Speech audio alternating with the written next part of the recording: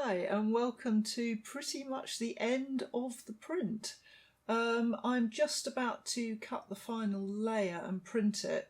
So if you watched the previous film and you're still hanging there and watching with me, I said in that I wasn't going to do any more to the mountain at the back. But I've changed my mind. I've decided it needs a little bit more detail in it, not a lot of contrast, a bit more detail. So I need to decide where I'm going to cut and where I'm not going to cut. And I'm going to do that by painting again. So I just wanted to show you my very, very grotty painting bowl here. It's got some sumi ink in it at the moment.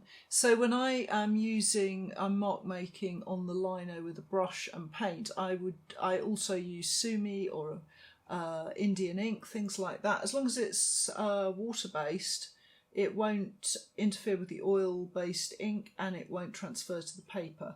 So I'm just going to apply it. So what I'm doing is that the light is coming this way onto the hill, and if I just drag that hairy brush over the hill from the other side, it's going to drop in shadows where I want them and sort of create the feeling of lots of rocks with lots of bits of shadow. And as always, it doesn't always go exactly right, and I might have to make alterations to it, but I'll have a go here just to show you. And because the brush is so manky, it's not putting a flat coat of paint on it, because the last thing I want is a sort of smooth coat of paint, because what I'm looking at is a hillside made up of many, many little rocks, and many little rocks cast many little textured shadows. So the skankier the brush, the more little shadows it's going to cast. So you can see I'm sort of pulling it up and over, just as though those were the shadowy edges there.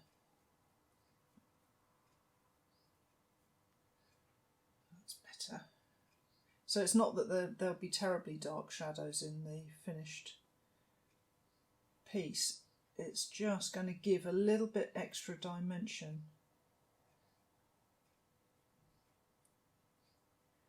So the paint, as I go, I'm sort of washing it off when I don't want it anymore in between layers and adding it on in different places. But if you use water-based paint like this and you're using the safe wash inks, it won't work. If you wash off and clean your inks off with water, of course you're going to wash the ink off as well. So if you want the water-based ink to stay on the lino in between layers, you need to clean your lino with white spirit and not water. So that's all painted on now. And all I need to do is to cut away the areas where there's none of this dark ink.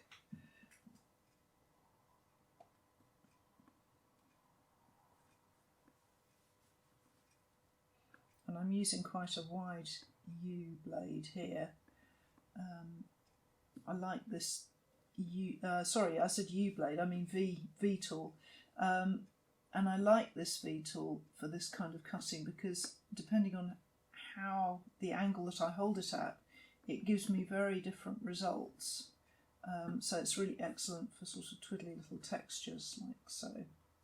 So I'm going to sit here and I'm going to cut my way across this rock face, and then I'm going to put the final layer of ink on, and then it will all be finished.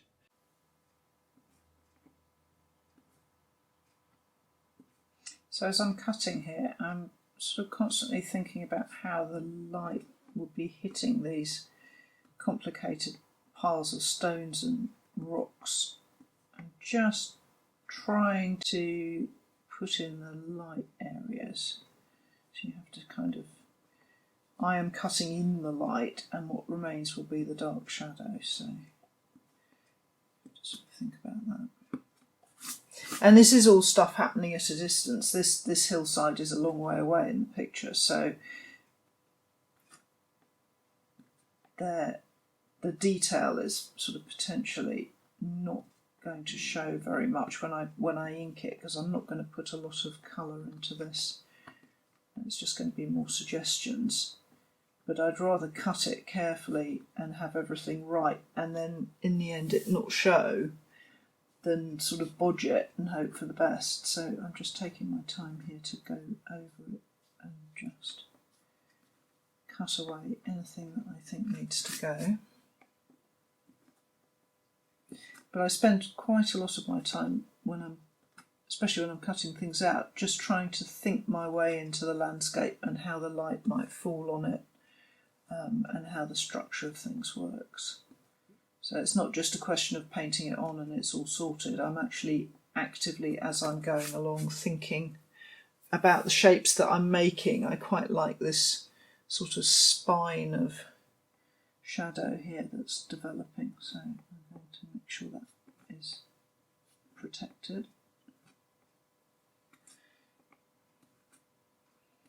And as I said right way back at the beginning when I was cutting out the brush marks of the cloud, it's important to have areas of quiet and areas of busy. So there are areas where I'm taking out a lot of stuff and areas where I'm not.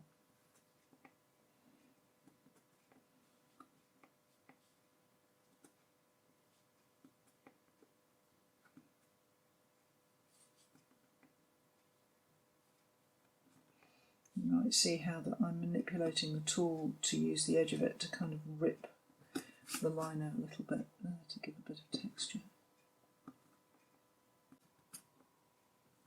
And I was thinking recently about how much of the work that I do is about sort of like winter and snow, and that's really because the times of year that I can get away to go and draw tend to be spring and autumn and winter, because summer is always busy. There's always lots of fairs and festivals and things in summer, so there's a disproportionate amount of stuff done in the winter when it comes to the observational drawings.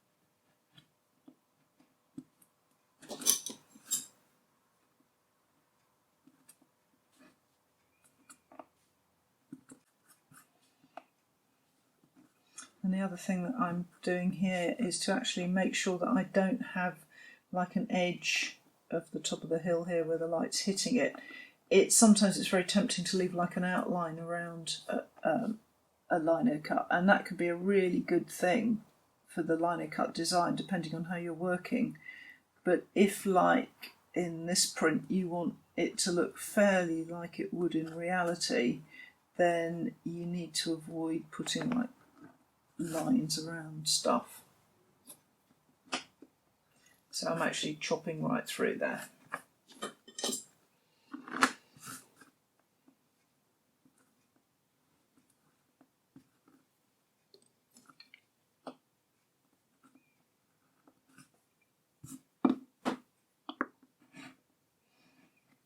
And I'm going to have to be really careful how I brush this out when I come to print, because it's full of lino dust, bits and pieces, and they are just going to make such a mess of the print if I let them stay. They get into the roller and then into the ink, and it's just horrible.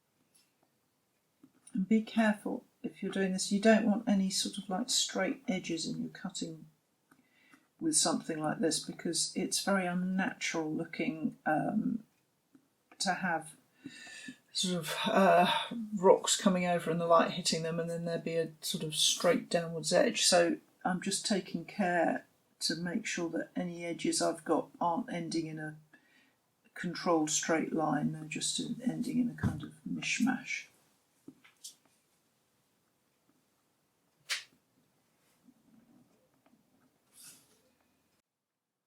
So thank you for watching me cut this. The last thing I'm going to do is put a little bit more ink on, and then it will be time for the big reveal, and I hope you will join me for that.